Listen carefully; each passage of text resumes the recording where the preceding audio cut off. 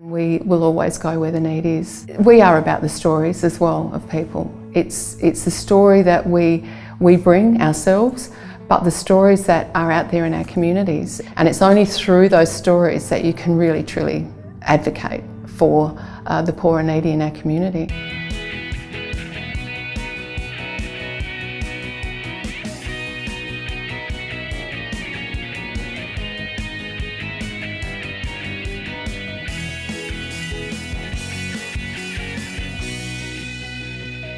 Cathy, thank you so much for joining me on our next episode of Be the Drop. You're welcome. Thanks for having me and inviting me. Yeah, well, it's a pleasure. We're here at head office for St Vincent de Paul, and you are the president chapter. It's called Estate President of the Society in South Australia. Yeah, and you're based in the Riverland. I live in the Riverland and work from here 3 days a week. Fantastic. So there's a little bit of travel involved in that. There is. I use that time quite productively and listen to a lot of podcasts and do a lot of thinking, and it's a creative time for me. So I really value that time, actually. Well, that is good because you seem to have to do a bit of it. Yeah, a bit of it. All right. Well, to get us started, to give us a little bit of background about you and why this role and who this community is that's around your role. You've got an item of significance here. Yeah. If you could explain that and give us some context around that. Well, I received a bracelet on my commissioning, and it just reminds me every day, one, about the commissioning, but more importantly, my role and my representation in the role for the state and the community of South Australia through the Vinnies networks. I don't have it with me, have a fountain pen which was given to me by my local conference, and a conference is a group of volunteers that provide assistance to a particular community, and in my case it was through the Riverland community. And it has a significance to me because it was such a heartfelt gift to me around my position as state president and at being able to represent everybody through word, through what I sign, what I write. Yeah, so those things are really important, and they have that personal connection. And I think that I know that I'm actually driven by that personal connections. So, what is the main area that your role as state president encompasses? You actually represent every volunteer, and you represent in the state, and you represent the cause of Vinnies. We're as you know, a charity, a not-for-profit that provide assistance to the poor in our community. It's as simple as that. Now, that representation in my role comes in many forms, and we obviously have a structure, meetings, and have a state council. But the state council and how our structure is set up in Vinnies is very community and people focused. So it's not just a skills-based board based on, okay, you come as a lawyer or as an accountant or it's actually coming from the ground, from the coalface up. And so representation at our state council meetings, and obviously I chair those, but we also remain through that process connected not only to our volunteers, but the poor in our community. And we will always go where the need is. And so my role in that is to make sure that we have that fair representation, make sure that we are listening. We are about the stories as well of people. It's the story that we bring ourselves, but the stories that are out there in our communities. And it's only through those stories that you can really truly advocate for the poor and needy in our community. So my role is about bringing all that together and trying to represent that and bring that into a structure. And also I have a role on the National Council. So at, again, probably a higher level, we can influence in some way through policy and advocacy at the highest level.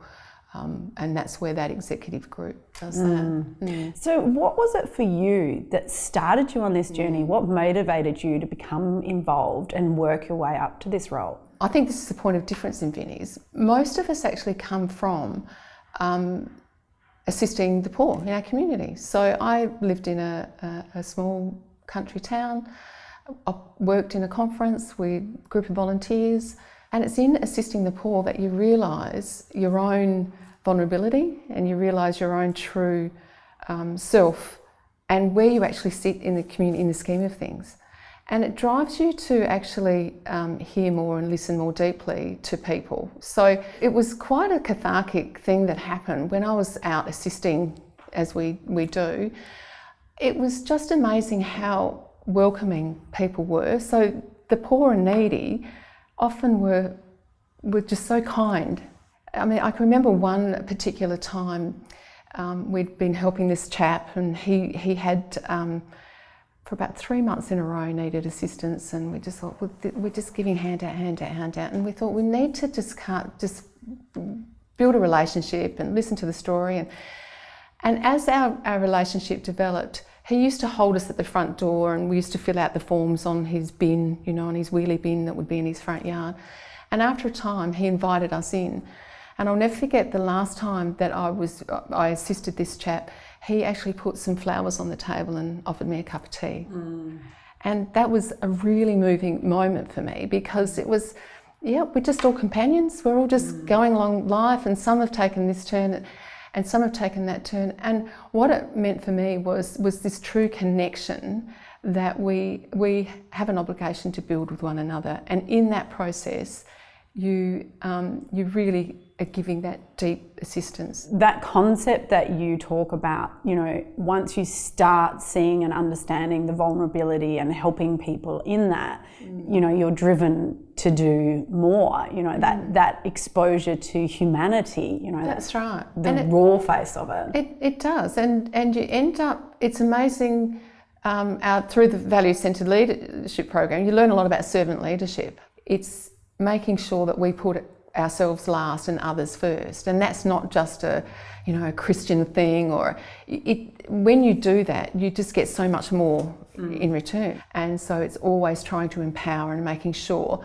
the people that are with us are being looked after, and that paying that forward has a different sort of feeling and approach to what we do. And you mentioned that, whether it's based on Christian values or not, I think in the community now there is more of a desire for that pay it forward type of model. Yeah, I think so. Because people are feeling, the community, we're more connected, but then there is a disconnection because we're not getting the human. That's right. Necessarily. We're connected digitally, but not necessarily through that human connection. So that pay it forward concept, I mean, you see it in coffee shops and different cafes, buy something here and leave it for someone else in need of that. So I think people are really starting to get, and obviously Vinnies has been doing this for a long time. That's right. But I think people are understanding that, as you say, gives people a lot of value back. You're right. It's the cause is there, but it's finding methods and models that is going to attract people to keep paying it forward, because the need is there. How are you communicating with this community of volunteers, keeping them engaged, keeping them understanding the Vinnies way? What sort of methods do you use for that? Well, look, our Sleepout and our branding is our Sleepout is a great example of that. It's a demonstration of people being able to say, we understand and this is what we're doing for it, So people can get up and say, look, this is a great cause, but to actually take that step to sleep out in freezing cold, wet conditions with nothing more than 3 bits of cardboard and a thin sleeping bag is, just amazing. But if you compare that to a homeless person that's living like that day in, day out, sure, it's not a comparison.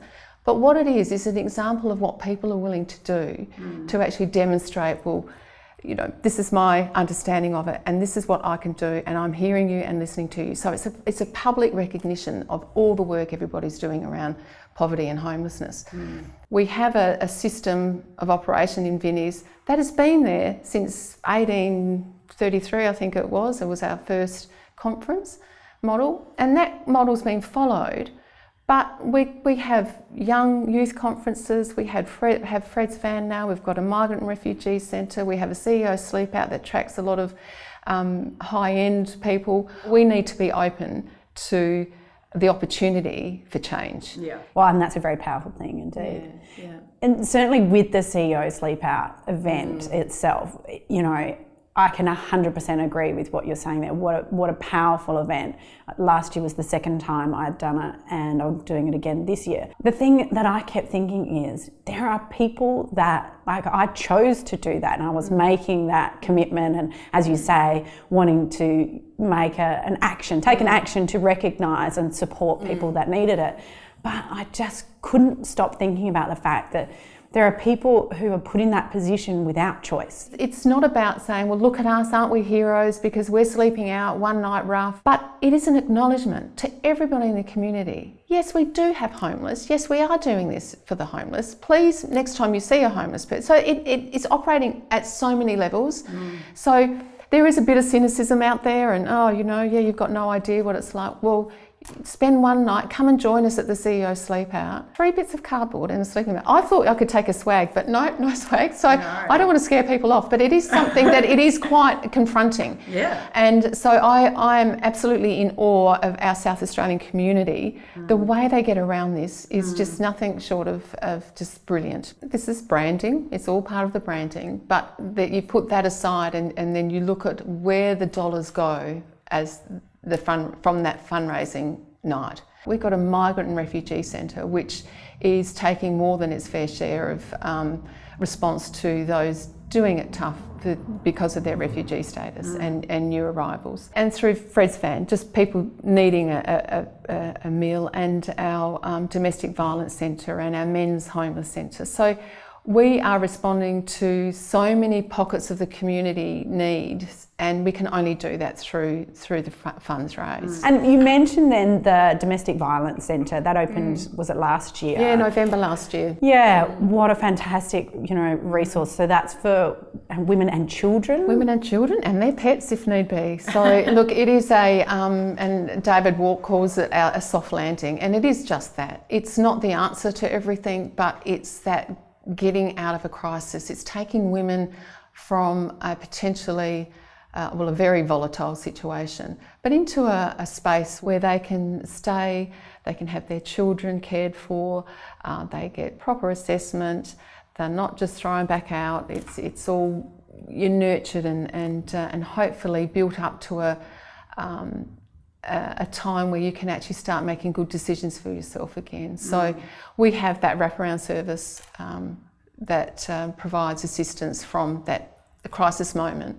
But it's a beautiful centre. We're really proud of it. It's operating at 98% occupancy, which is bittersweet. Oh, I had the privilege of going to the facility and seeing it when it was open. That's right, you did too. Yeah, I did, because I just think that, that really is really important, that ability for women and with their children to have a safe space and to really, as you say, enable them to make that decision, that they're not feeling forced to stay. What did you think of the space? I thought it was amazing. It's lovely, It's incredible. Isn't it? Yeah. It did create, it's like a sense of home. It felt safe. It felt secure. I could really imagine that women and children could go there and just breathe, take the time to assess their decisions and get them out of a volatile situation. And it's the most dangerous time in their life is when they choose to leave. Yeah. So they come very wounded, and it doesn't need to be in a physical. It's that's the most vulnerable and the most risky time of their life and their children's life. So yeah, it is a really important step that they've taken. So we really honour our position in all this and how we actually respond. Well, thank you so much, Cathy, for joining me. You're welcome. In conclusion though, can you share with me Cathy's Be the Drop tip? Now that's your top tip for communication that connects. So what is that communication style that really connects people? Be real and keep it real, at all times. So if you are you, bring you. And it's the come as you are. It's a great way to communicate. Just be you, be real and keep it real. And we all understand each other when that's the case. Yeah. So no pretenses. No. Let's, we need to make sure that we don't come with our guard up or our agenda or, You know, and it gets back to that being connected. If you're connected to what you're doing, then, you know, show that and be real, keep it real, and we'll get somewhere. Yeah, it's a great way to be, and hopefully that's a culture that we're developing more and more in the society. Fantastic. Thank you so much.